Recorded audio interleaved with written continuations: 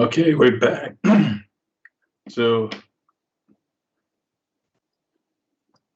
greater than 42 weeks would be considered post-term, and this would mean that this will give the baby even more of a chance to get bigger. And because of the larger than usual size baby, if you're thinking about a mom who's trying to deliver naturally, then there again could be a lot of concern for trauma. Even with the episiotomy, they're still just probably not going, this is probably not going to work out, and they're going to possibly need to consider doing a C-section. So not only is this stressful for the mom, but you can imagine what the baby's going through when he or she is really cramped in that space and wants to get out. So it's going to be a lot of stress. And also, this could lead to other problems. So the amniotic fluid volume levels are not going to be probably normal. So there's going to be less fluid. And of course, as we said, with the macrosomia is always a possibility. And again, this is not necessarily saying that there's gestational diabetes. It's just saying that the baby was in for far too long. And then MAS is just an abbreviation for meconium aspiration syndrome. The stress that the baby is undergoing is leading to a lot of meconium that the baby's producing.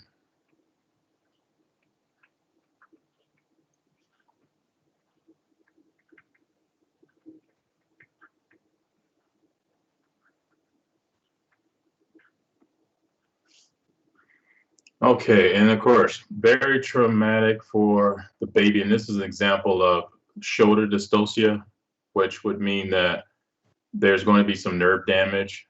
And this is a pretty big plexus that we have here as far as a nerve network.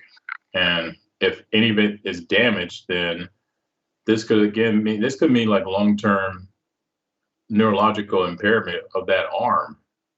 And that's always of concern as well. So it would just make sense that if there's that many risk factors involved, then the best bet would be to go the cesarean section route.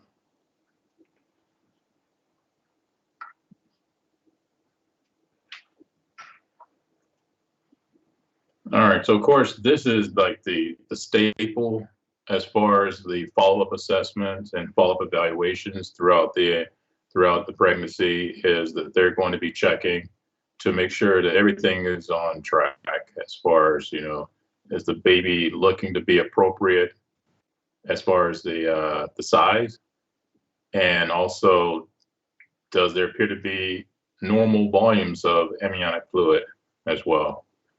And of course, with the Doppler, this is where you can literally hear the fetus's heartbeat. And then that could give you a lot of information. That can give the provider a lot of information of what's going on as far as the progression and development. Now, other things that, if you're concerned, like if you're thinking that the baby may be at risk for some kind of genetic abnormality, then they could, of course, do an amniocentesis, but they have to wait until, say, like somewhere around like 12 weeks, 15 weeks, somewhere in that neighborhood before they can go in and aspirate some of this fluid. And then, of course, have the fluid analyzed. But there's another option that can be considered at an earlier time, like maybe around the 10-week period. And if mom really wants to know if there's any potential for maybe birth defects, they could just take a sample from those chorionic villi. So I'm going to write amniocentesis or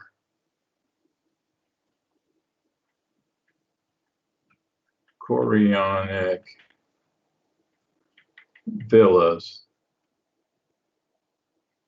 sampling. They just call it CVS for short. So the CVS, it's kind of like an amniocentesis. They're going to use just like they're going to go across the abdomen. They're going to have to go in with some type of like needles, a very thin needle, and take some of the cells from the chorionic villi.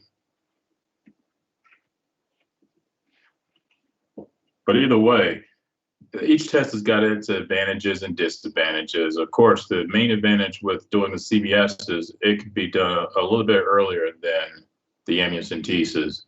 But the only downside is that it's limited as far as what it can reveal, as far as possible genetic problems.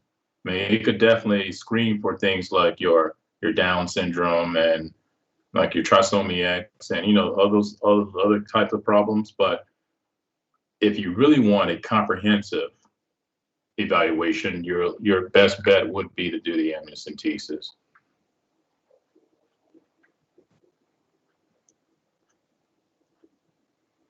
Now, the non-stress and contraction stress test.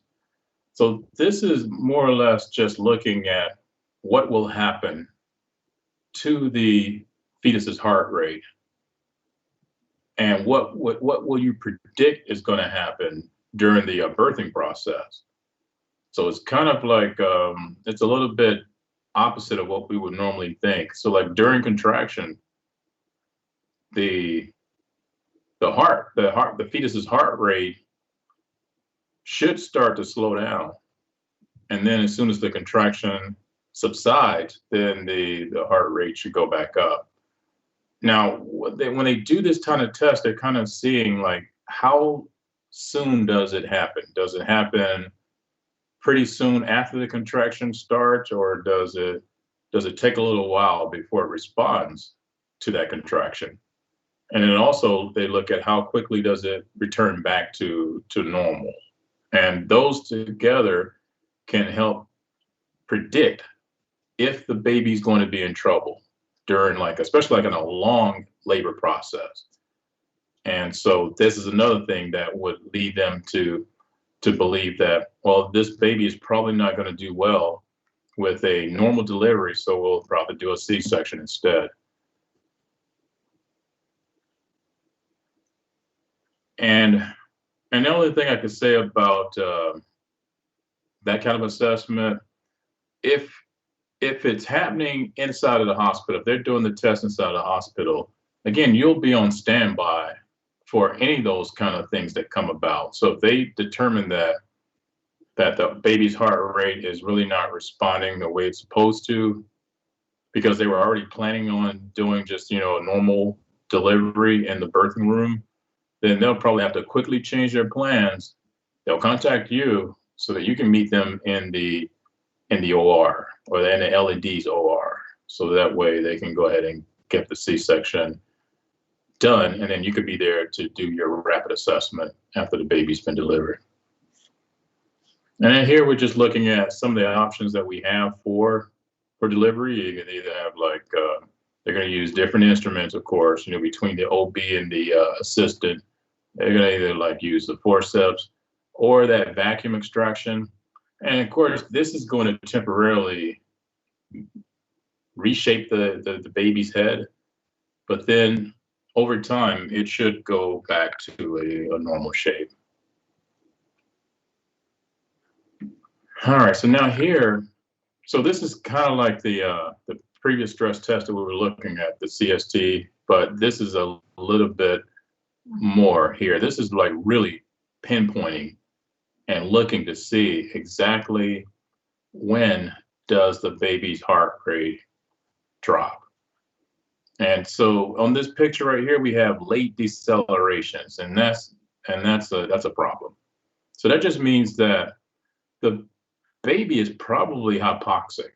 That's probably one of the main things that they would probably be thinking, as far as why is it taking so long for the heart rate to respond to that contraction.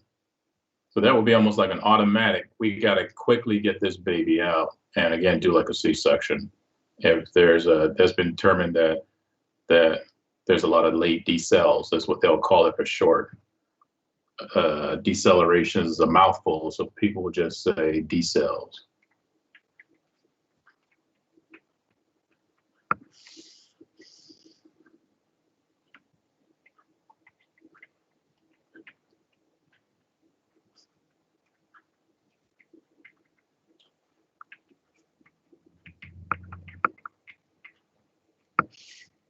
Okay.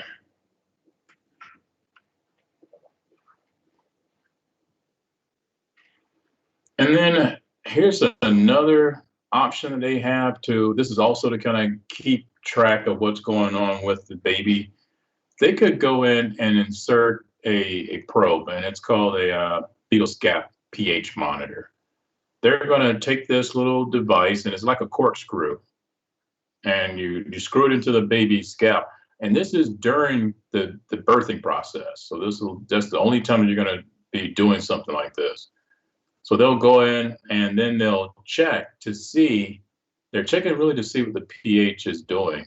So if you're thinking about a fetus that has been deprived of oxygen for any period of time, that would mean that the fetus's cells are just going to do what they would automatically do when there's not enough oxygen. They're going to convert to anaerobic metabolism. And anaerobic metabolism, we know, will lead to a lot of lactic acid production. And then the lactic acid is going to affect the pH. So if they're seeing a definite pH that's way more acidic than normal, and this is like capillary blood. It's like blood coming from the scalp.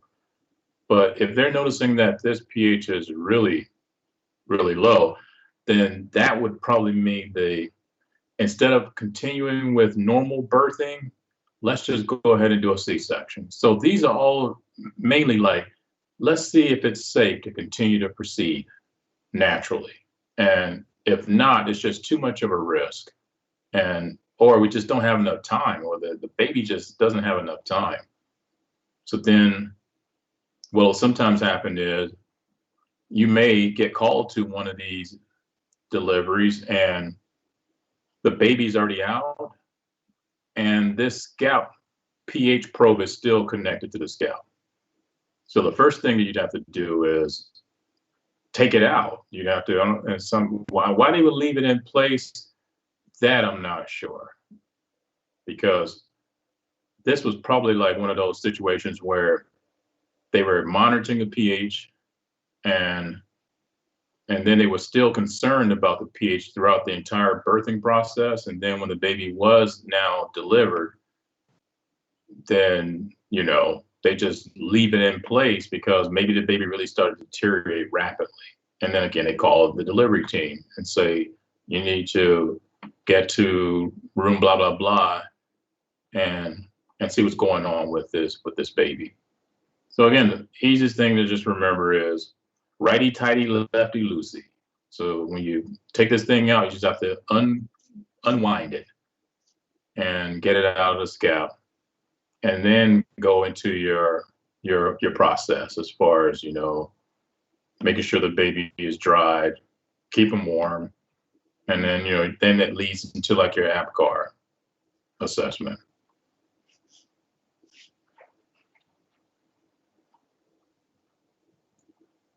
So now chapter 4 is all about the assessment that's happening pretty much postpartum.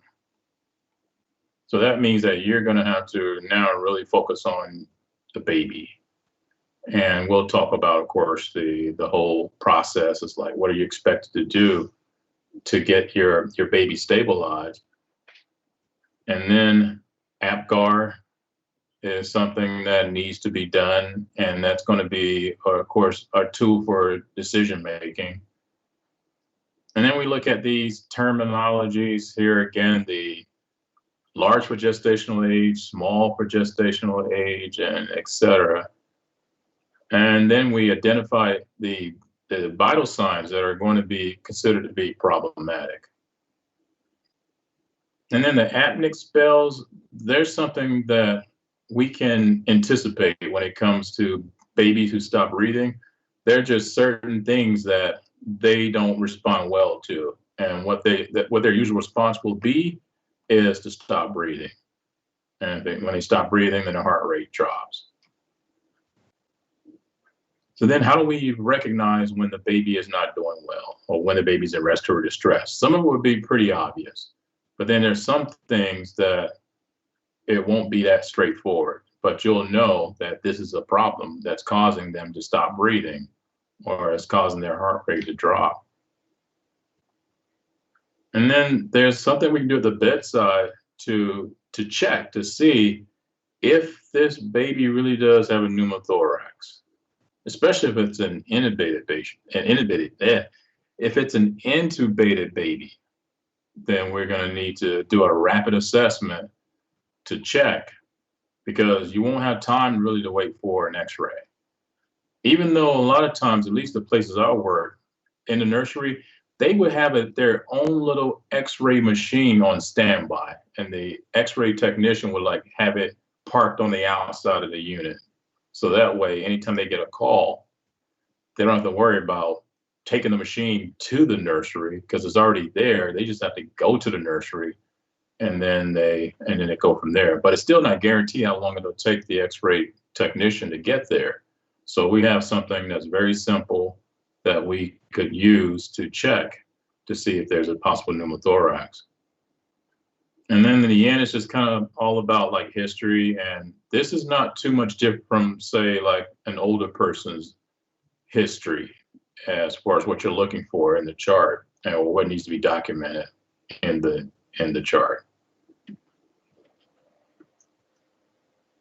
Okay, now, so it says here, now, temperature regulation or thermal regulation is always a big deal. It's a really, really big deal. And given that this baby is still covered in amniotic fluid, then we definitely got to get them dry and try to keep their body temperature from dropping. Even if it drops by like a degree Celsius. So if it drops just by that much, they may stop breathing. So the airway, we want to ensure that we're not overextending or hyperextending. And at the same time, we don't want to keep the chin too close to the chest, which will be too much flexing going on, too much flexing. So we just want to keep their head in like a neutral type position or like a sniffing position, but a very neutral position while we're doing all of this. So here's the thing. So always, always, always, always, the first thing is to make sure that this baby is not losing too much body heat. And these are the 4 different ways that anybody would lose body heat. And it's not just necessarily for neonates, it's anybody. So when we look at these newborns, this is what could happen. So A is saying that you've just placed your newborn on some really, really cold surface. And inside of those ORs, it's cold. But we're not going to ever place them on anything inside of that place unless it's heated. And of course, we use a radiant warmer to ensure that the amount of heat that the body is losing is not going to be way more than how much heat that we're able to provide. So conduction is just that if you were to lay on a cold ground, you yourself, that ground is going to literally siphon the heat from your body. So your heat, it just kind of like, it's almost like when we think about pressure gradient going from high to low. So hotter temperature, colder temperature, and that's the direction that the heat will go to go from the highest to the lowest. And then B is convection. This is a drafty situation. You've got, say, a premature baby who's already having a hard enough time trying to thermoregulate because they can't really sweat. Their sweat glands aren't designed for them to sweat yet. And they can't really shiver. We shiver to try to like generate some body heat and get our core body temperatures up, but they can't really shiver.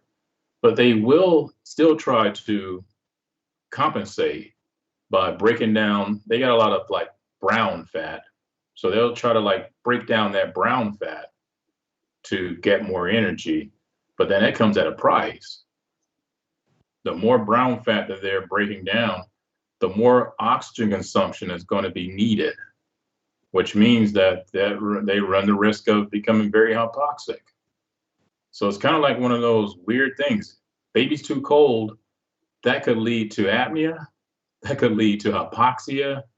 It could also lead to hypoglycemia, because if they're having to break down their brown fat for energy to try to generate heat, then that would also mean that it's going to require a lot of sugar for that. So their blood sugar levels could drop drastically if they're too cold.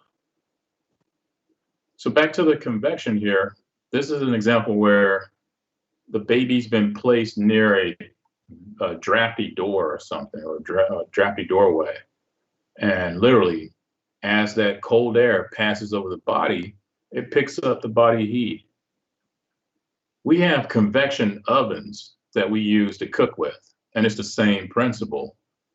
There's a fan inside of the oven, and when you heat it up, the fan will circulate that hot air around the food, and that way you should get like quicker cooking. You should get a little bit more even cooking, and it should be a little bit quicker. But in this sense, the convection is saying we don't have hot air, we've got cold air that's passing over the baby's body and is robbing him of his body heat. C is kind of straightforward. You know, this is how we cool down. We sweat, and then when we sweat, the sweat transforms from a liquid to a vapor. And anytime that you convert matter that way, when you go from like a liquid to a gas state, it requires a huge amount of heat energy to do that. So that's why we cool down when we sweat, because once that sweat has been converted to a vapor, it's going to pull all of that heat with it, because that heat was necessary for that process to even happen. So like in the case of a newborn who's still wet, he's still covered in this amniotic fluid, that's going to start to evaporate and again just now take away necessary heat and place the baby at risk. Now radiation is a little bit not as obvious, but when you think about what happens when you say, let's say you walk into a room and it's a cold room, you're going to be pretty cold. And what's happening when you're in the room, the reason why you're cold and you're probably not going to get that much warmer is unless you start shivering or something. But let's just say you're not shivering. You're going to start feeling like, wow, I'm cold and I'm just not getting any warmer. What's happening is everything in that cold room is cold, and it's literally zapping the heat from you. It's pulling the heat from your body because your body is radiating out the heat all the time. And as you're radiating the heat out, whatever is cold is going to absorb that heat. And the rate of that process depends on how much of a difference there is between the temperatures. Like how hot is your body and how cold is that room. And in this case here, you've got a baby who's placed near a window. So his heat energy that he's always radiating out into the environment anyway is probably going to end up speeding up even faster because it's leaving the body and it's going right out that window. And the same would be if he was near like a really cold object. It's the same thing. That cold object is going to be siphoning away that heat energy from him. And again, the colder that object is, the faster that's going to happen. So then back to you in that room by yourself and you're cold. The moment that you get a lot of people in that room with you, the combination of all of your bodies radiating out heat into the environment, will mean that at some point the room has to have no choice but to heat up. The temperature is going to go up in the room, and then you're going to feel like, okay, now I'm not cold anymore because you're not really losing your body heat anymore to that cold environment. Now, you don't have to be touching the cold object. It's going to happen because, again, it's kind of like going from high to low, high temperature to low temperature. In fact, when you think about like your heating system in your house, anytime that your room temperature, like your room is really cold, it's cold. Everything in that room is cold. All your furniture is cold. The walls are cold. The floor is cold. Now, when you turn on the heat, it's going to take a while before the room heats up. And reason is because as the heat is being delivered to the room, everything that's in that room has got to get warmed up first, meaning that your table, it's got to get warmed up. So it's absorbing that heat first. The floor's got to get warmed up. The walls have to get warmed up. And then once everything in the room has now been warmed up, now you're going to probably start to feel the difference. You're going to feel that, okay, now the air in the room is feeling more comfortable. It's feeling more warm again. So again, these are the 4 ways that we have to be mindful of, so that we don't end up causing problems. So too cold leads to hypoxia, hypoglycemia. Yeah, so if you're too cold, if the baby's too cold, then that would mean that his O2 consumption would go up, which could lead to hypoxia. He's also going to be doing like they call like a non-shivering type of thermogenesis, meaning that he's breaking down his brown body fat to generate more heat energy. And to do that, that's going to require more O2, and also it's going to require a lot of glucose. So he can become hypoglycemic. And then I was saying that if he's cold, he's going to stop breathing. And then that would, of course, lead to apnea. And then if he stops breathing, his heart rate is going to drop as well. So it kind of like comes as a pair. Apnea and bradycardia usually go hand in hand with each other when it comes to newborns when they're responding to something or something that's not favorable. They end up having, and we'll see that we'll just call that A's and B's. That will just stand for apneas and bradycardias. Any kind of event that will spark that kind of a response. Now, so this was all about making sure that we help the newborn thermoregulate because they can't really do it themselves. And we also have to be careful of overheating. So we don't ever want to make them too hot because if they become too hot, then they run the risk of becoming dehydrated. If they become dehydrated, then they become hypotensive. And then it just goes from there. And then they could also stop breathing. In that case, they'll become apneic and bradycardic. Okay, now, so make sure you don't get these mixed up because far too often I've seen people mix them up, as far as like maybe getting the convection mixed up with the evaporation or conduction mixed up with the radiation.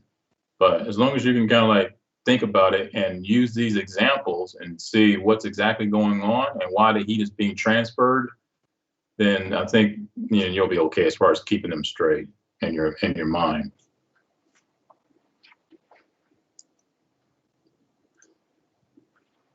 Okay, so now here we are going through our routine.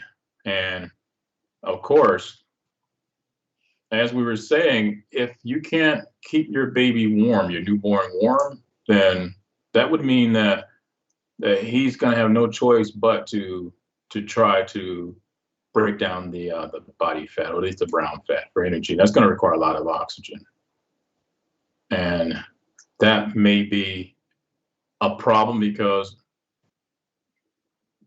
requiring more oxygen, more O2 uptake is going to mean that if you're not meeting those demands, then that's when you're running the risk of hypoxemia. So the first thing we do is we place them under a heat source. So like in the case like here, they've got a radiant warmer set up in the birthing room.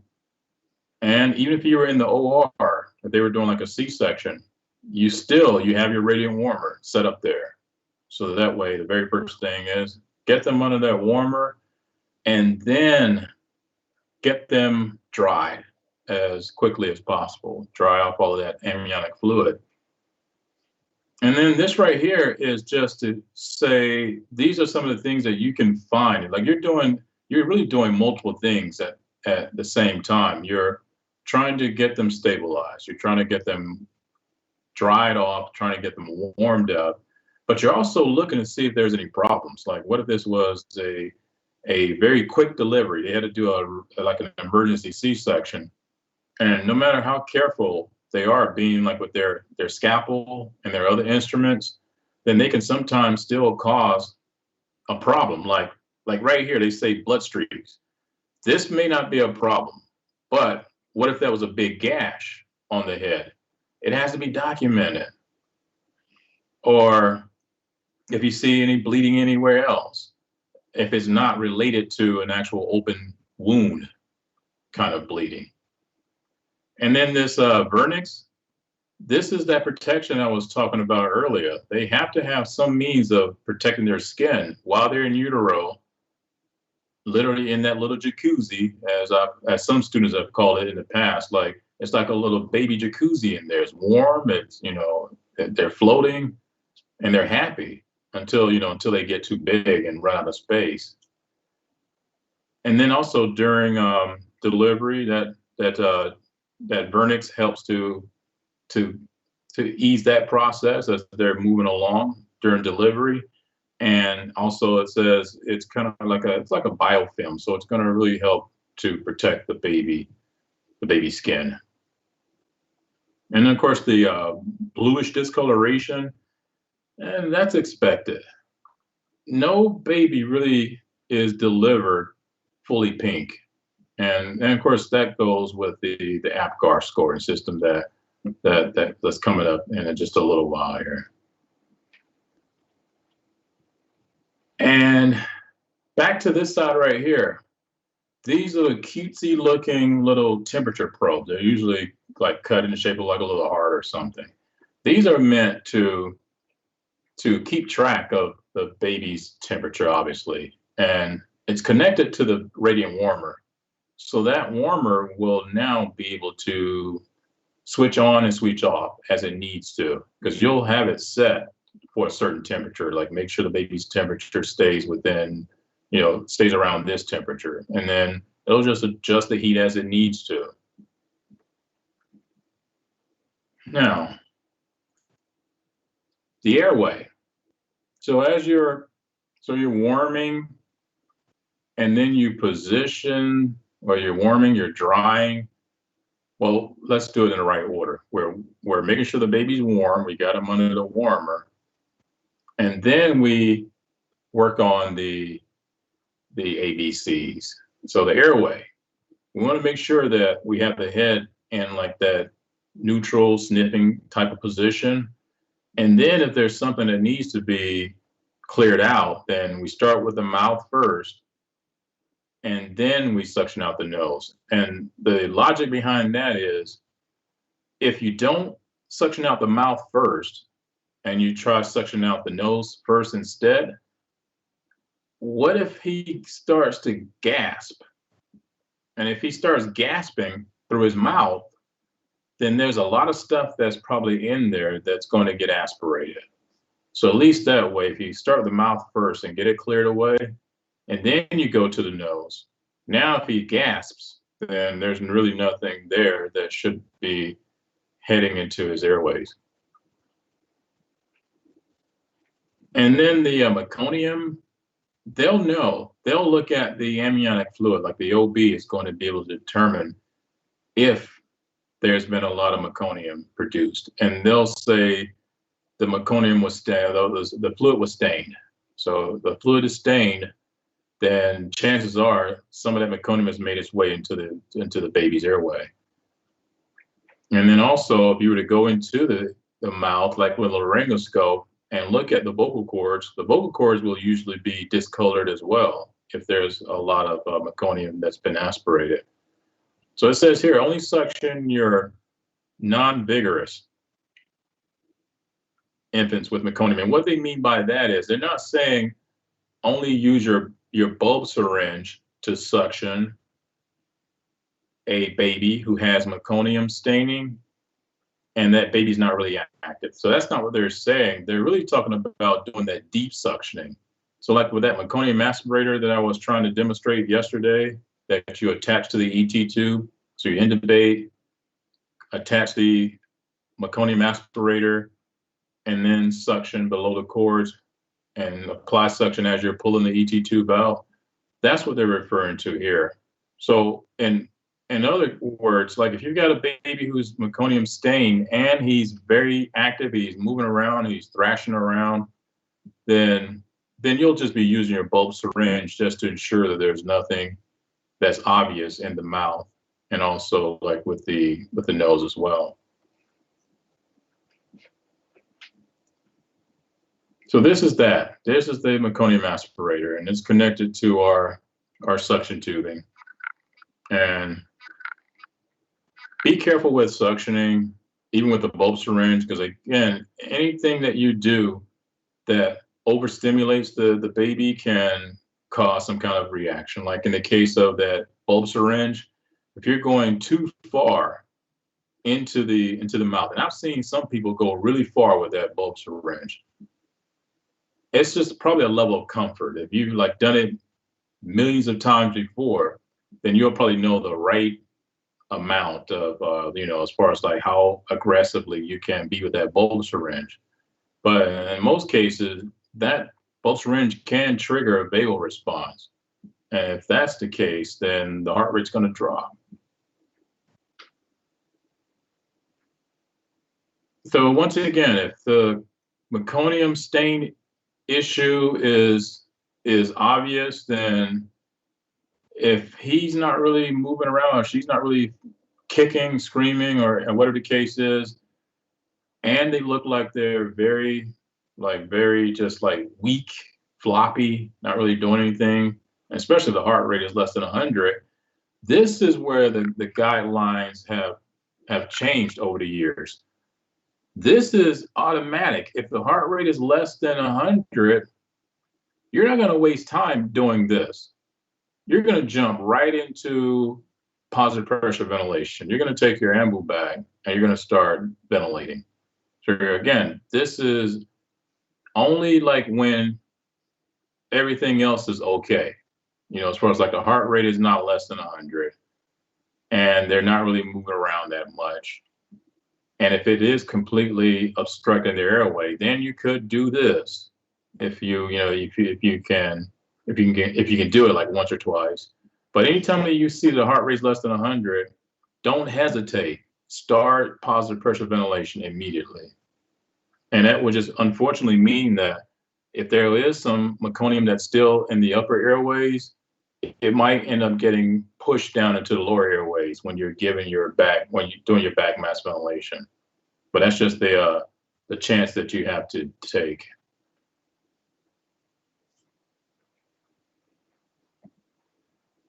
Now,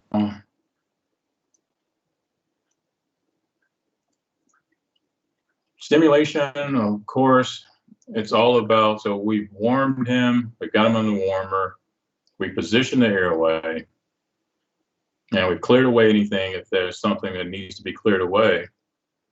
And now we're drying. So as you're drying, you're providing stimulation. You're starting with the head first, and then you're working your way down. And if that's not enough, with the rubbing with the towel or the blanket, not towel. So as you're rubbing with the blanket and If you realize that the baby's still not really moving around that much, not really doing much, then you could, of course, do like the bottom of the feet, or do like a back rub, and something should start to get him to respond, hopefully. But it all depends on just what happened in utero. Like in the case of wasn't getting enough oxygen for any period of time, for maybe like a long period of time, then he may not really be able to do much at all. Now, all of this stuff that we're doing, like get him under the warmer, clear away the airway, I mean, get the head in the right position, clear away the airway, make sure it's clear, dry, stimulate, and etc. It's all happening very rapidly because, as we know with APGAR scoring, you've got to have a number at the end of that first minute. They call it the golden minute. You got to have a score, and you can't really delay and wait or take your time with doing any of these, like these steps or any of these procedures. And here it says with, like non-meconium staining, finish it out within 30 seconds. I mean, that should really just be for any baby. You got to move quickly. Is probably what I would say for this last bullet point here. And then when it comes to stimulation, of course, we're not going to do any of these here because that would be battery. We're not going to slap, shake, or do any of that stuff. And of course, this is Dr. APGAR. She was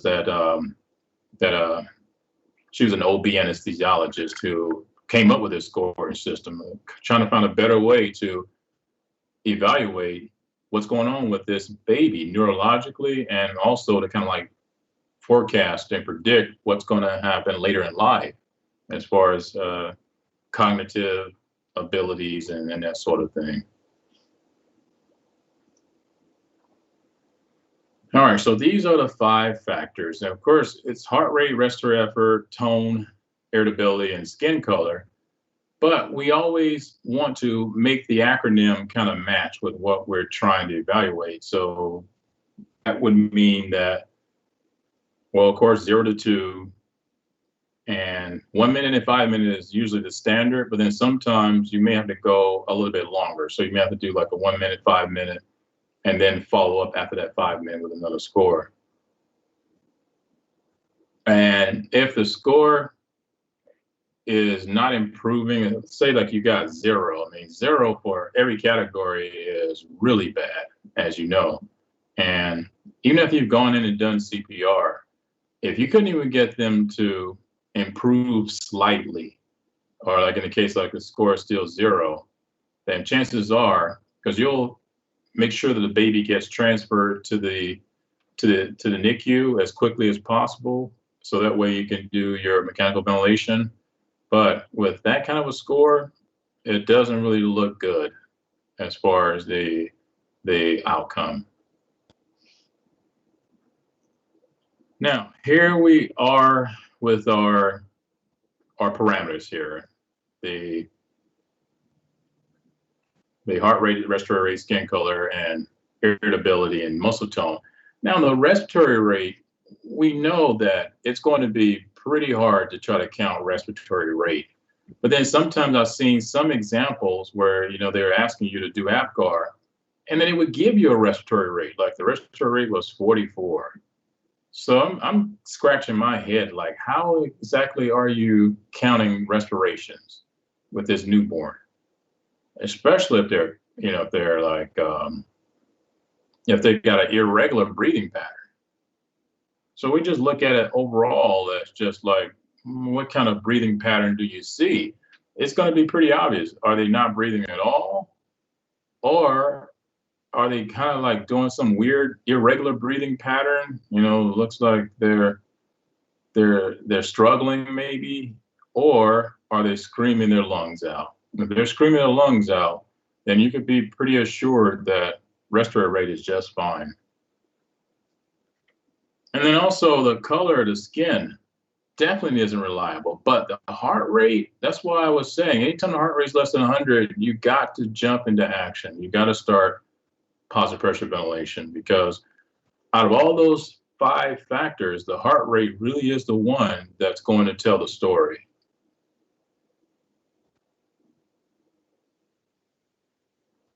All right, so here's what we would expect. Like, if you get a score like in the first minute of anywhere from 0 to 3, if you hadn't already started CPR, you've got to get into CPR. And chances are you probably already started CPR.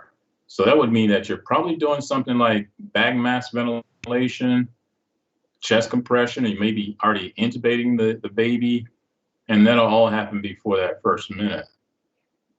And then 4 to 6, that's kind of like maybe he just needs to be stimulated a little bit more, or give him a little bit more oxygen, and then he should transition. And then what, the 7 to 10, if you got a 7 to 10, that's great. You don't need to hang around. So if you got called to do this delivery, and score ends up being that good, then they're going to just say, okay, thank you, because you're not going to need to hang around, and chances are the baby will be just fine with mom. So then, of course, here we have our APG A&R, where to make it fit with her name, we say that the skin color is the appearance, and the heart rate is pulse, and then grimace, activity, and respiration. Now, gestational age and size assessment. Now, this is something that they got to wait a little while before they start evaluating. And it says here, they got to be done. It's got to be done before the baby's 12 hours old, but they're not going to really do this right away. So, like in the real situation, if you were just on a delivery and you did your APGAR scoring, and let's say that everything turned out to be fine, then you're still not, your next step is not going to be to do like a Ballard score or anything like that. They're still going to have to do other things. They're going to have to measure the baby and weigh the baby and all these other things, clean them up, and, you know, et cetera, et cetera. And then they could now take a look at what's going on and try to figure out, like, okay, is this really a 32-week baby? Is this really a 38-week baby, based on the things that I'm seeing here? So the Ballard is going to be the most popular type of scoring system that they use to make sure that the baby is AGA, maybe, or if the baby's actually SGA, and et cetera. So now this is what they're looking for. They're looking for obvious signs. So here's a picture of what that lanugo would look like. And doesn't have much pigmentation.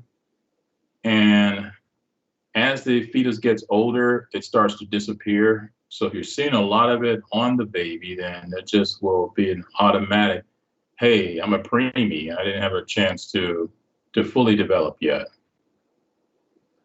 And then other things that they're looking at kind of like, you could say like flexibility, the limbs, range of motion, and other things like that. And then they just score it. They just go like literally down the list, and they'll check these things and come up with a score. And from there, they're going to be able to figure out like percentiles and things of that nature and see exactly where that baby falls, as whether this is an AGA or actually an SGA or LGA, or et cetera. And then this is just like the rest of the Ballard scoring system that they're looking to see as far as like the overall assessment, like the exterior things. It's like as far as like the overall the skin and eyes, ears, etc. Now, vitals. The vital signs, they, of course, you got to check them quickly. And during a delivery, like if you're on that delivery, you've got to check heart rate often. So you're going to have somebody on your team, one or the other, is going to have to keep track of the heart rate. And they recommend that you use your stethoscope to auscultate for 6 seconds. You could use the umbilical stump, but that's not really reliable. The first place I worked, the nurse always used the stump to keep track of the heart rate and would just say how many beats that she got in the 6 seconds. And then of course you got to do the math. I mean, we're doing it for 6 seconds. Just take that number and multiply it times 10, and that's your heart rate. Then you'll know what you need to do, like jump straight into PPV, or maybe you're going to have to start to go right into chest compressions with PPV. So heart rate normally here we're saying like 120 to 170, and because this will vary based on your textbook, but we're going to say here 120 to 170, respiratory rate 30 to 60, and blood pressure around 50 over 30.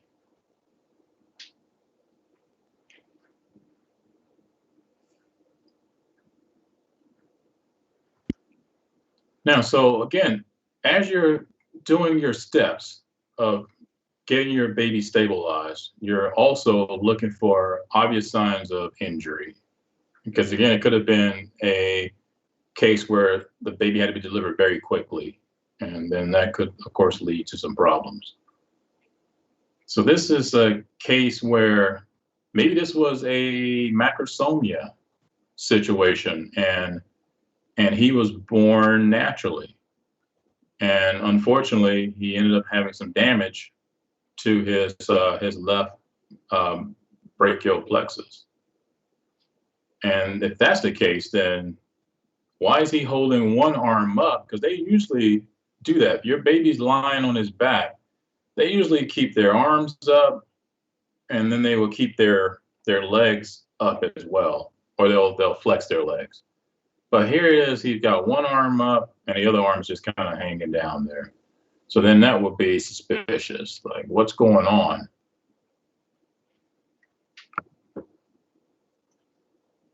And then some of the other things you're looking at, like skin color. After you provide oxygen, then that cyanosis that you were seeing in the beginning should be better. Should not see any more cyanosis. But in some cases, there may still be something kind of odd with the skin. And like in the case here, over on the left, this is an example of what modeling looks like. So that's, that could be significant for something. And then the yellow, we know that would usually mean like jaundice. And jaundice is not necessarily a problem unless it's a really, really, really small baby, like a really, really premature baby.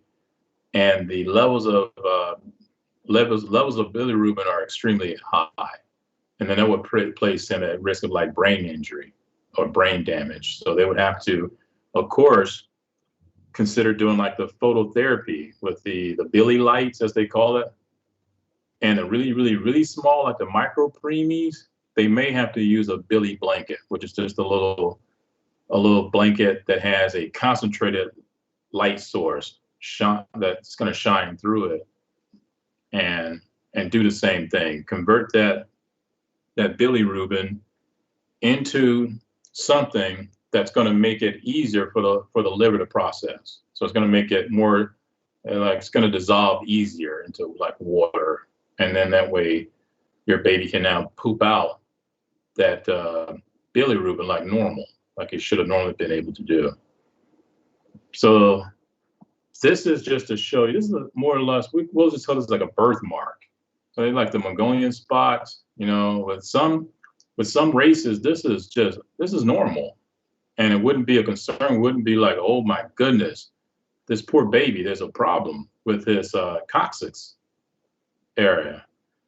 And meconium, that's of course obvious that if they were stressed out in utero, if you see meconium on the skin, then there's a good possibility that there's some meconium in the airways as well.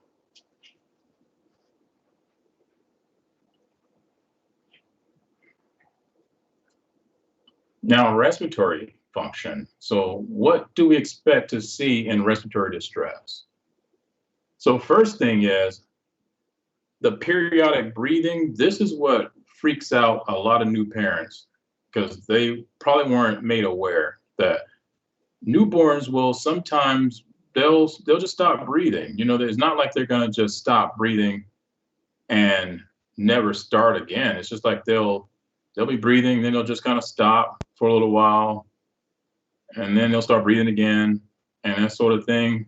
So a lot of times you can imagine new parents will rush to the ER and say something's not right with our baby, and then only to be told that this is normal. There's nothing really bad going on here. But apnea, that's a whole different story. So this is again apnea with bradycardia. So A's and B's.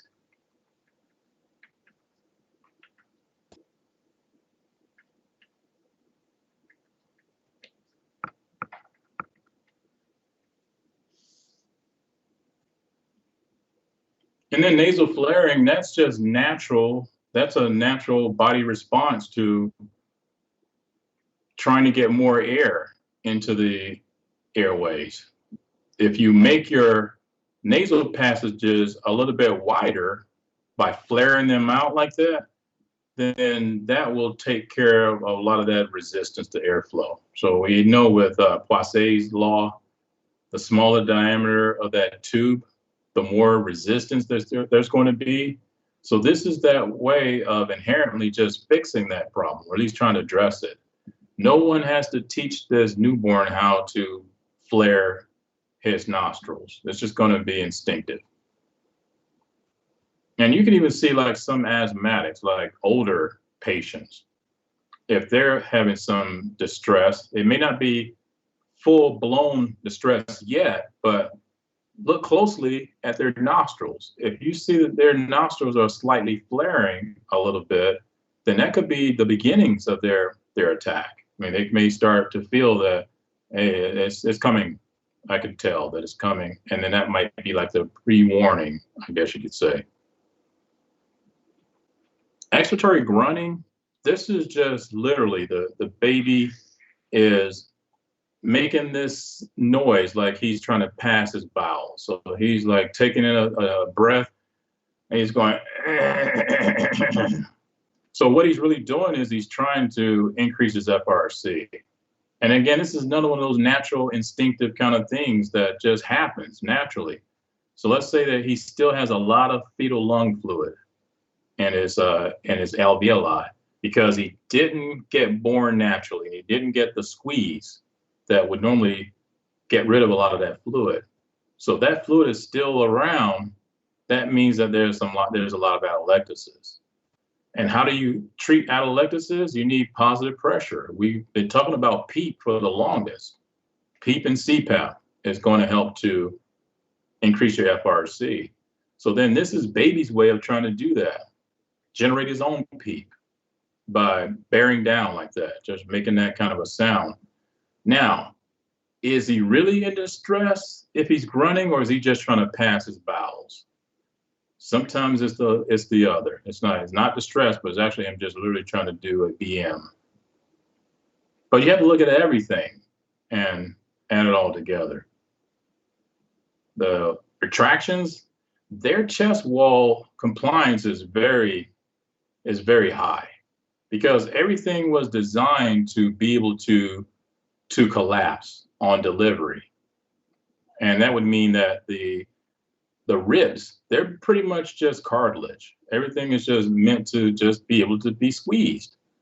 And that means that even if their work of breathing goes up a little bit, it may look over exaggerated as far as the retractions that you're going to see. I mean, we're talking like intercostal retractions and also the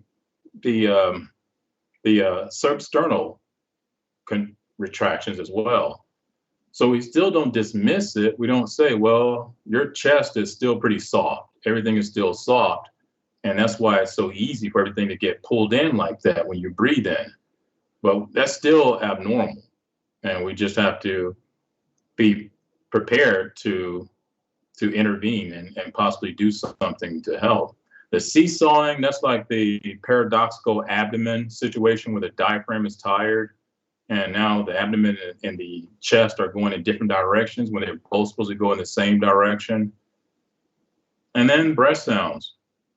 And of course, this is nothing out of the ordinary as far as if you don't hear something, then you got to think, what's going on? I should hear something.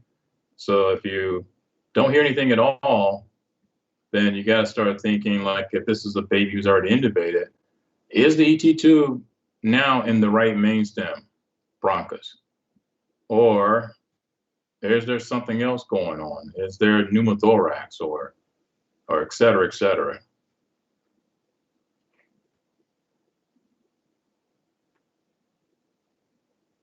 Now, the Silverman scoring. Sometimes you're going to see this written as Silverman Anderson, like they give credit to two people, but then other times you're just going to see it as just Silverman. So not to be confused with the Ballard scoring system. The Ballard scoring system was all about checking to make sure that your baby, her gestational age is what it should be. Because sometimes, you can have a case where mom really wasn't sure when she conceived.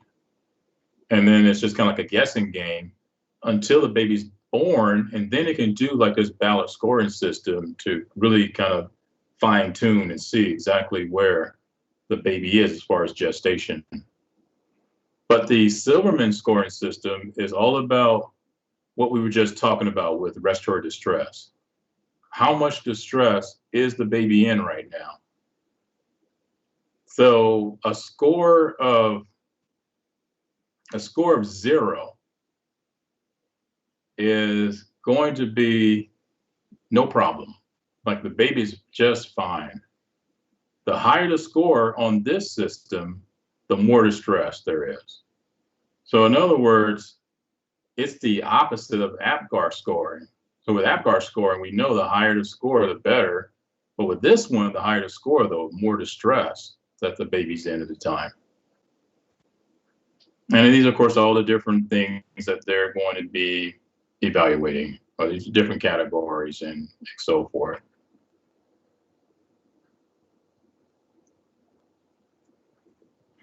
All right, so head and chest. We know that when it comes to a newborn, their heads are pretty large, and that means that the overall diameter, the thoracic cavity should be about the same size. So again, these are going to be things that are going to be processed and checked right after delivery. Got to get them weighed, measured. Everything's got to be measured and documented, and it'll usually be somebody's responsibility in that department. Now, some of the things that will show up, like you've got some kind of congenital musculoskeletal defect, like in the case of like scoliosis or kyphoscoliosis or pectus excavatum, carinatum, like bird chest or pigeon chest, funnel chest. Those are the things that will be probably easy to identify. And then your point of maximal impulse. So it's like right there, like the apex of the heart. If it's not where it's supposed to be, then it might have been moved by like pressure changes. And what kind of pressure change could happen to make that possible? Could be a pneumothorax that's now pushing everything to the opposite side. And in that case, now everything is moving. And that would be like, where in the world is the PMI? If you're placing your stethoscope where it normally is and it's not there, and then you move it over, and then you now hear it, you actually hear the heart beat, then you're going to need to now go and check to see if there really is a pneumothorax or if it's just some other congenital defect, because things do happen. If any of you choose the topic of dextrocardia, then you'll see that's like one of the things that can happen sometimes, where things are just not where they're supposed to be. So the transillumination is all about checking to see if there's a pneumothorax without having to wait to get the x-ray.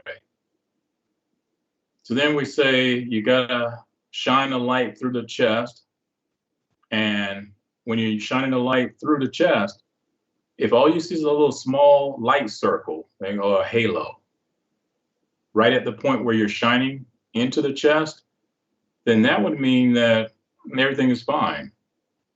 There's lung tissue there. The lung is inflated. But if the lung has collapsed and all that's out there now is just air in the pleural space, then that chest will light up like they say, like a jack-o'-lantern. And that will be a classic, this baby needs a chest tube. So this is what it would look like. And not only can they use transillumination for trying to rule out pneumothorax, they could also use it to detect if there's problems in the abdominal cavity.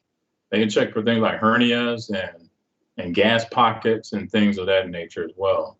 But for pneumothorax, the baby on the left, there's a lot of illumination going on right here. So it looks like this entire right lung has collapsed. And the baby on the right, there's just a circle, and that's pretty much it. So there's our halo effect that's going on. And so we would be thinking he's okay as far as if we were suspecting that there was a pneumothorax. No, he doesn't appear to have a pneumothorax.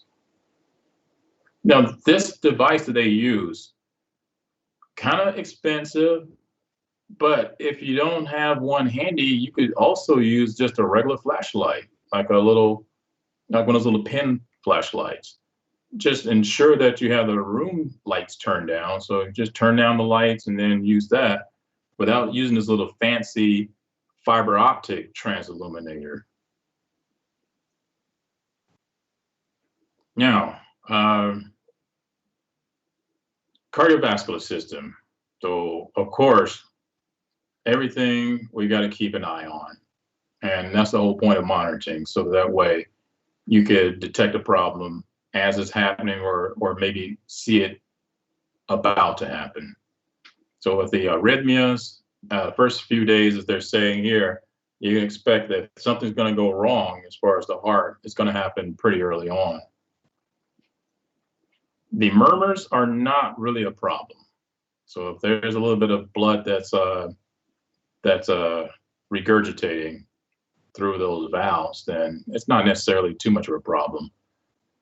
But then when you're checking things like the pulse, so if the cardiac output, if you know what the cardiac output is, if you're able to monitor the cardiac output, say like this baby has a pulmonary artery catheter in place or something like that, and you know that the cardiac output is low, but the pulse feels like very, very, I call it bounding, like it's almost like you could see it in some cases where it's almost like bouncing up and down, then that could be a problem. That could mean that maybe the ductus arteriosus has opened again, or it never closed like it was supposed to have.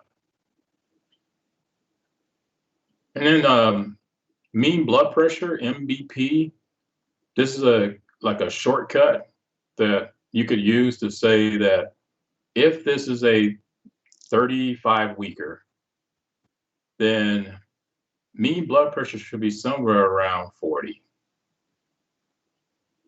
And then, of course, pulse ox is always pulse ox. We're going to use it to try to keep track of what's going on, as long as there's adequate perfusion.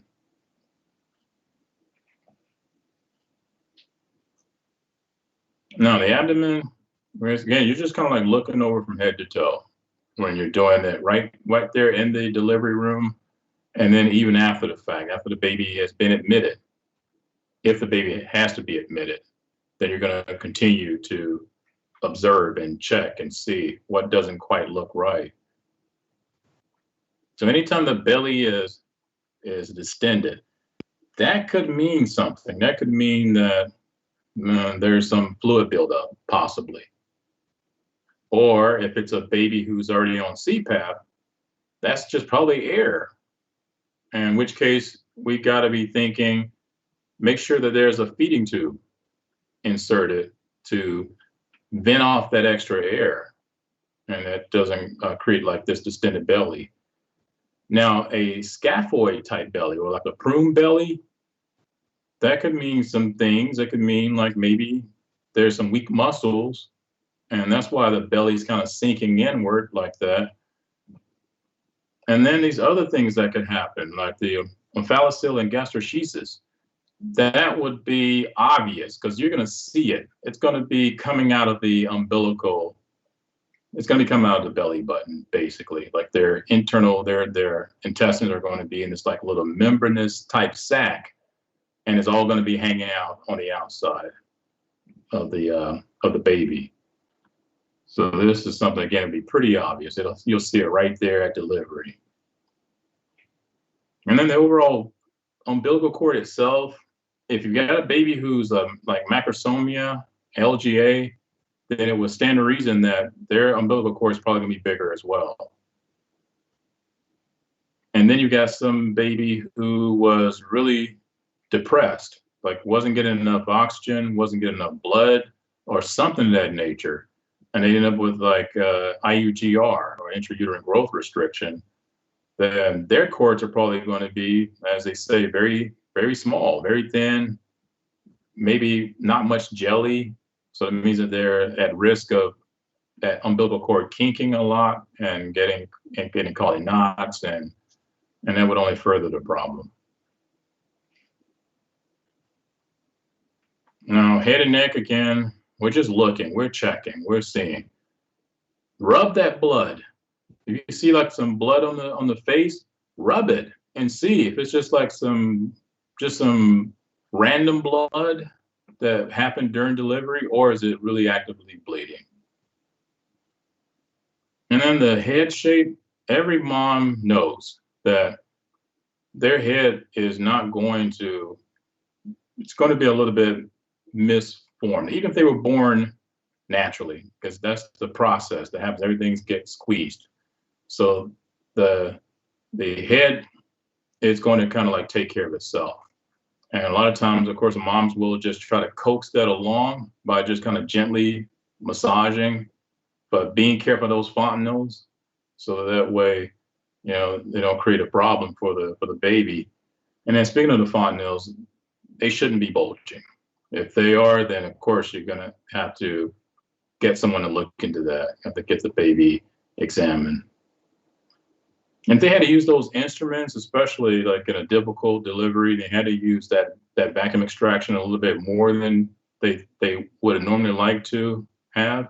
And I've seen that happen before, where they were struggling to get the baby out using like the vacuum extractor, or maybe using the forceps. And that just means that, again, got to be checking very closely to make sure that there wasn't any accidental damage that was done. All right, the facial paralysis. So if one side is affected and the other side isn't, you may not really see it until the baby starts to try to cry. And the eyes, they usually take care of that, maybe because of the GBS and other organisms that the baby can pick up during the birthing process. They're usually going to use some kind of like silver nitrate drops or some kind of ointment, like right after delivery anyway. We used to do it right there in the OR. Instead of waiting until the baby was sent to the other area to get processed, we would just do it right then and there. And we would take care of their fingerprints and footprints, because a lot of times we were just waiting, like we were waiting for the 5-minute APGAR. And we were like, okay, might as well just go ahead and kind of help out the other department that has all these babies that they got to process and do all these things. So that's just something that it's kind of like a standard practice. And the obligate nose breathers. Yes, babies will just breathe through their nose, even if their nose is congested. If they got like a lot of say like a lot of mucus or something that's blocking their passageway, they won't just automatically start breathing out their mouths. They're going to still try to breathe through their nose, which is why it's so important that we try to keep their airways clear, especially their nares. Going to try to keep their nasal passages and keep it suctioned out as necessary. And then say it was a traumatic birth and the collarbone got broken. Well, a lot of times it's not going to be, we gotta we gotta do surgery or anything like that. It'll usually take care of itself. They'll just have to, of course, like make sure that as far as the nursing care and everything else, that they're going to just be aware that the clavicle is broken and it needs to be monitored carefully. And then here's some other things that we're looking for. We're looking to, I mean, even though it sounds probably ridiculous, you do have to count every digit. You have to count to see if there's 5 fingers, 5 toes, and for both hands, and spina bifida, that's pretty obvious.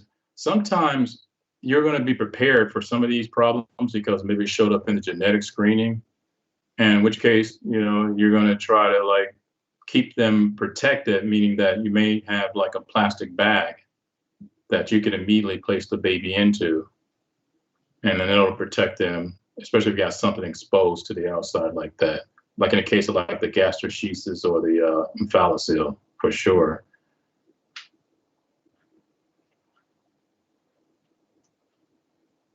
And then just listening to the baby cry, what do we expect to hear?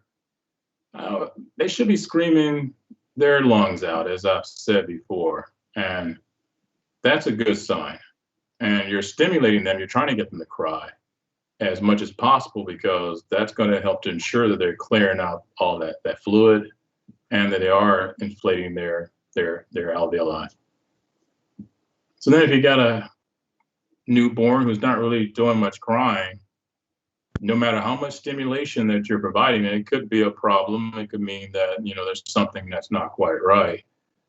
And this is not something that has been proven, but this always happened, at least with our cases. It seemed that the little baby boys, no matter how much stimulation, and even though they were fine, they still wouldn't want to cry. They'd have like the most weakest cry. And then we had the little girls, and they would be screaming their heads off. So then we would always just kind of like say, okay, we got a little boy here, so we're going to expect like a little weak cry, no matter how much stimulating. We try to, come on, cry, and he's just like, wah. But again, that's probably, who knows what that's all about. And then a really high-pitched kind of cry, that could be a neurological kind of thing, especially like this cri du chat. And it's just like, it's usually related to like a trisomy X situation, where they have this cry that just sounds like, it's like you're about to literally pierce your eardrums. And that's just not normal. And of course, that's something that you'd have to have them look into.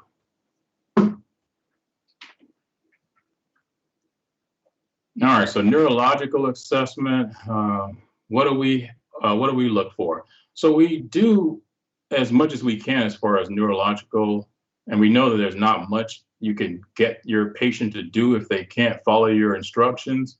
So we do like some of the more easy things, and like that would come down to this natural reflex. If you place your finger in a newborn's hand, automatically they should kind of like grab your finger. If they don't, then is there something going on? Is there, again, a neurological impairment? Are they just that premature? Because really, really, really premature babies aren't going to be able to do this.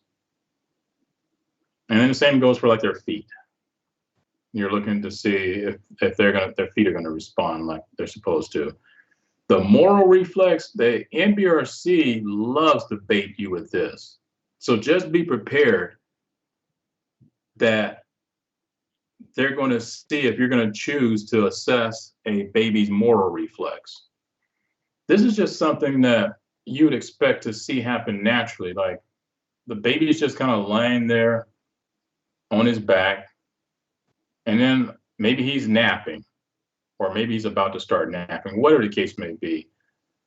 But all of a sudden, he just kind of does this. That's almost like somebody threw him off of a cliff, and now he's panicking. That's the startle reflex that you'd expect to happen. But you're not going to try to really check it. You're not going to walk up to the baby and slam a book down next to him or something like that. You're just going to just watch and see, just like ordinarily. Like they'll do that even when there's not some kind of like noxious stimulus going on, like some kind of really loud sound or anything like that. So again, if they give that to you as an option, don't choose it because you're going to lose points on your case. Rooting reflex, that's just something that they teach moms how like to breastfeed. And that's just like an instinctive kind of thing where if you stroke the baby's cheek, then they're going to literally turn their head in that direction. And they're doing that they're anticipating feeding. So a lot of times they'll sometimes have to kind of like work on that. I mean, they may have to get mom to kind of like work on that rooting reflex to get the baby to respond appropriately. But usually that's, like I said, it's an automatic. They'll just know exactly whichever cheek you stroke, they're going to turn their head in that direction. Now, the history, like you're going into the chart. So this is, again, not much different from just ordinary, like an adult patient for that reason, for that matter. So chief complaint. The child's probably not going to be able to tell you, but the parent will tell you what's going on. So they'll have to, of course, record all of this into the chart. And then also, this is like when things like asthma might be diagnosed. Like this is the beginnings of that, or cystic fibrosis, et cetera. And then new patient history. So again, this is really nothing different, like history of present illness and the overall medical history, review of symptoms, family history, social history, environmental. So all these things are going to be necessary. The questions are going to need to be asked. Like the provider is usually going to ask, exactly, what's going on and what does the child usually do? What do you usually do with the child, et cetera? And then that way they can kind of like have something to compare, like especially when they do a follow-up, like has it gotten worse or has it gotten better? So you just kind of like need a baseline of their situation.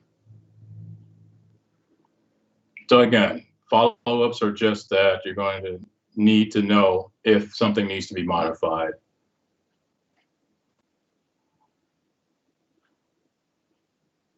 Now, the overall exam, and of course, this would be like the physician doing this in the office, because you'll definitely have more time to do this. Even the babies who are admitted in the hospital, when the pediatrician or the neonatologist is doing their rounds, they're going to a lot of times have to continue to evaluate these things. So these are our obvious. Of course, we start with our vital signs, and then we take note of things that may be out of the ordinary, like this baby is particularly fussy and not really feeding like he or she's supposed to. And other obvious things like overall level of consciousness is not the same anymore. Very active usually, and now very lethargic and possibly depressed or respiratory depression. And then infection, not infection, but the continued inspection. We're looking for these things. Now, all of these are what we expect in respiratory distress. We expect tachypnea. We expect them to be short of breath. And the little ones will probably start doing the nasal flaring a lot. And then here's something that's a little, it's kind of like a child who is in distress is going to have a hard time keeping his head up. So if the child's just sitting there and they're bobbing their head, then you can almost make the conclusion, you almost jump to the conclusion that they're experiencing some distress. And of course, the tachypnea, the more tachypnic they are, usually the worse their underlying problem is. Now, with the palpating, this is the same procedure that you would use for an adult. As far as you're checking to see which area feels to be more consolidated and which area maybe appears to be just more air. So it's the same kind of sensation that you're going to be looking for. And that's of course like your fremitus, or the vibrations that you're feeling. Solids are going to transmit sounds the best, and then liquids, and then finally air. So more consolidation would mean a more intense type of vibration, or a more intense fremitus that you're going to feel in that area. And even when they're talking, you're going to feel more vibrations over an area like where maybe there's like maybe some consolidation and pneumonia compared to the other areas where there isn't. We still look for symmetry as well, like not only with just a chest expansion, but also with the trachea. Has the trachea deviated? So really nothing different here. And the same goes for the percussion. If you're doing diagnostic percussion, you're tapping on the different areas of the chest. Anywhere where there's more air, it's going to create a higher note. It's going to be a hyperresonant type of sound compared to, say, like where there's consolidation and you're tapping, and it's going to be a decrease in resonance, or like a dull type of note that you're going to be experiencing or feeling. Breath sounds are breath sounds. I mean, there's fluid, you're going to hear it. There's going to be some kind of like some rails going on or crackles. If there's bronchospasm, there's going to be wheezes. And you don't need your stethoscope to hear grunting, because grunting is going to be grunting. Just like stridor, you're not going to need to have your stethoscope to hear stridor. You're not going to really need your stethoscope to hear the stertor either, because it's kind of like, as they say, it's kind of like the snoring kind of sound. But the wheezes and the crackles, you're probably going to need to, for sure, have your stethoscope to check for that.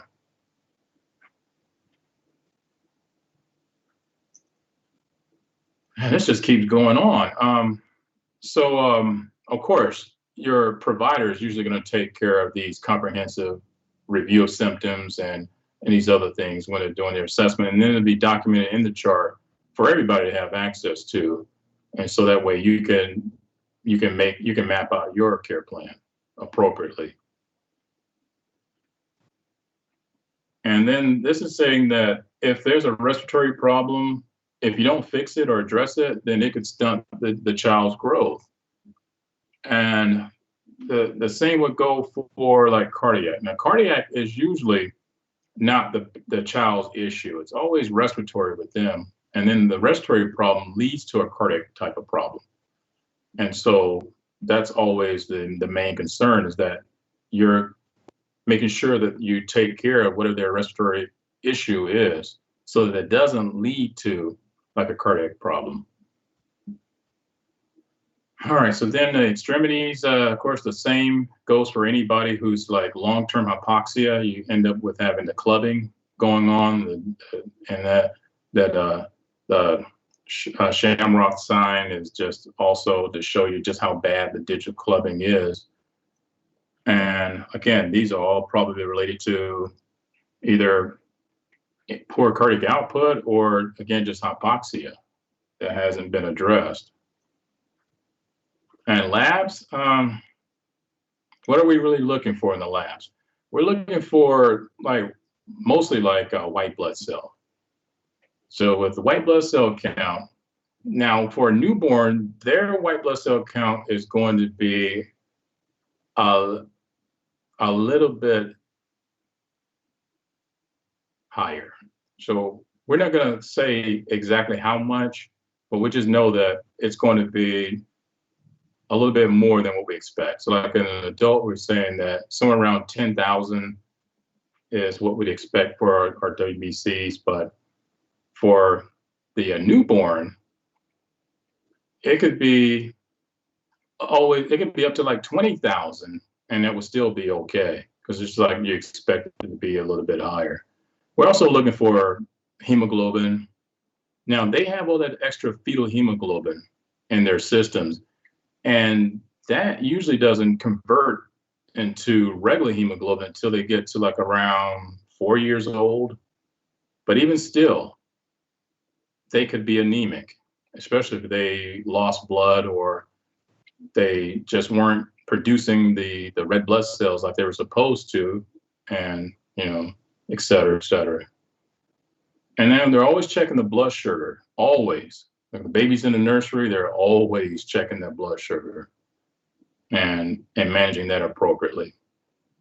So that's not something you got to wait until the lab report gives you. You can just do it at the bedside, as you know, with the finger stick.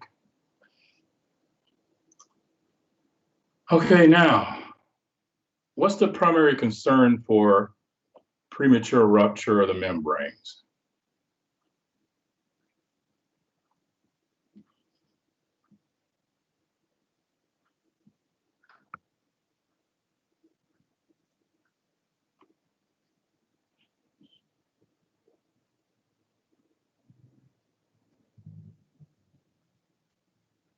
So you're thinking D, and that is our concern. Now remember, if the water breaks too early, then there's really nothing really to protect the baby anymore.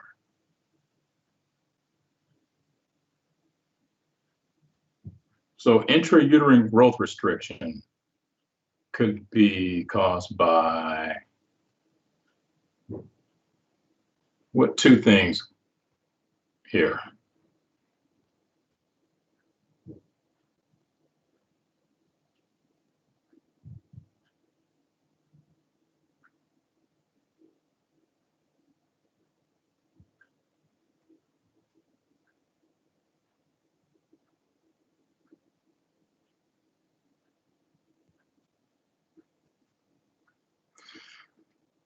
All right, so we're going to say that if the baby wasn't getting enough blood, then that could mean that that was what was causing them not to really progress as far as getting bigger.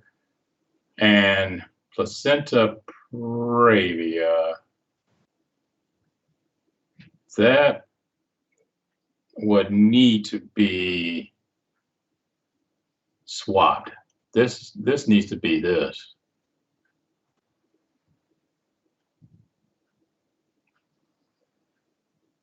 Meaning that, yeah, this would be placenta abruptio, which is a detachment of the placenta, which could cause bleeding, and then the baby's not receiving enough. Previa is just that it's in a position where it's not supposed to be. It's like it's like either covering the cervical opening of the cervix, or it's pretty close to there, and that's not necessarily going to cause the baby to end up with growth restriction per se. So I'm going to even do this right here, just so if you go back and look at this, let's make that abruptio or abruption.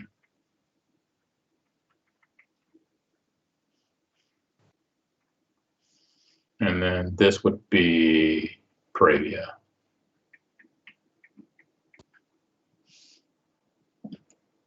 Now, okay, got a 40-year-old, currently 18 weeks pregnant, 2 sets of twin daughters, 11-year-old son who was a 32-weeker,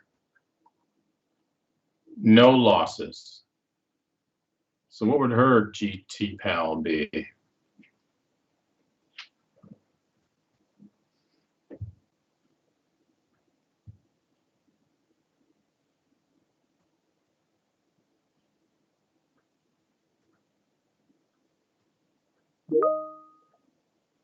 So B? Yes. So good job. She's currently pregnant. That's our 1. And she's been pregnant with twins.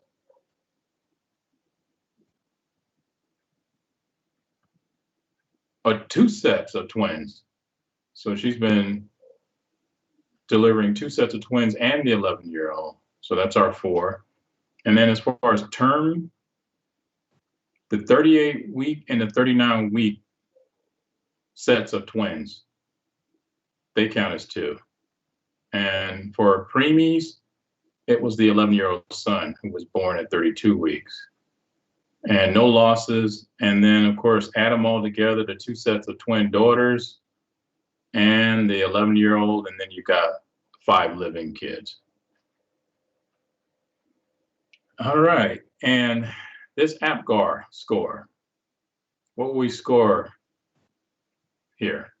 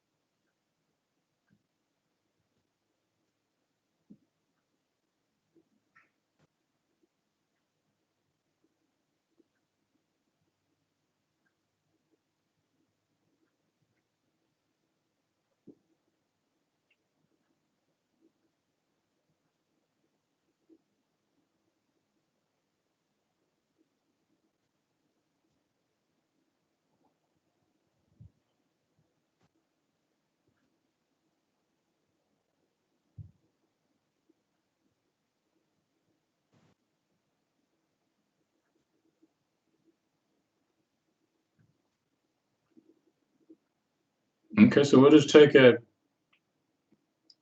letter by letter. Appearance, which is skin color. How many do we give for skin color?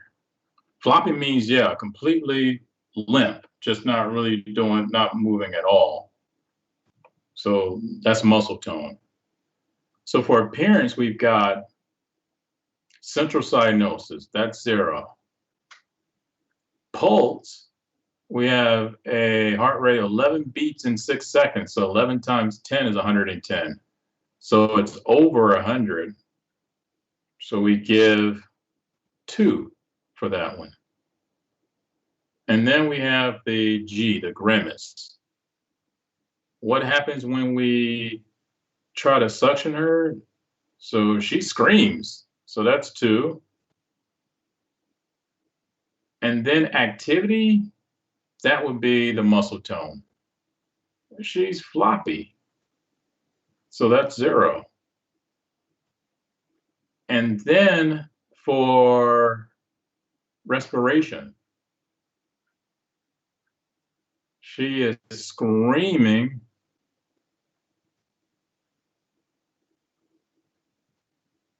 So if she's screaming, would we give her 2? Or would we give her 1? Or would we give her 0? Because that's really going to determine, does she have a 4 total score? Or does she have a 6? So if you give her 2, then her total score should be 6. All right. And you see the xiphoid retractions and intercostal retractions. You can't do anything with that with APGAR scoring. You could use that for your Silverman scoring, but not for APGAR scoring. A lot of times they'll throw in extra information just to see if it's going to throw you off. So you just ignore that part and focus on the 5 parameters that you need to focus on, which is the A, the P, the G, the A, and R. So D cells describe how the fetus will temporarily slow down his breathing when there's a contraction. Is that true or false? So you got to be careful. When you place them on that fetal monitor, what are you keeping track of? Or what can that fetal monitor keep track of? It's the heart rate, right? That fetal monitor cannot measure respirations. It can only measure the fetus's heart rate. So anytime there's a contraction, the monitor will show you when there's a drop, and it'll show you just how long it took before the heart rate dropped. And again, if it takes a while before that happens, that's a problem. And again, that will just tell you the baby's probably not going to do well with being delivered normally. Late D cells, that's the word that they're going to use to justify doing a C-section for that case. So an ELBW baby is starting to grunt.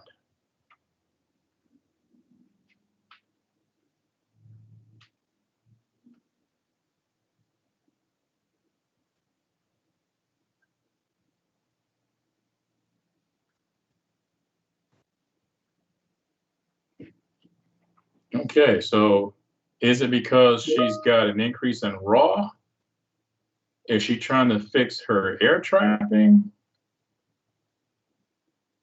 Or is it that she has atelectasis? Now remember, we normally will use PEEP when a patient has atelectasis. We're using like positive pressure to help them increase their FRC, and then that will improve oxygenation. This grunting is the baby's natural way of trying to generate PEEP. And again, if you ask yourself, what's the whole point of trying to generate PEEP? It's so that you can treat your atelectasis, or at least to kind of reverse that atelectasis.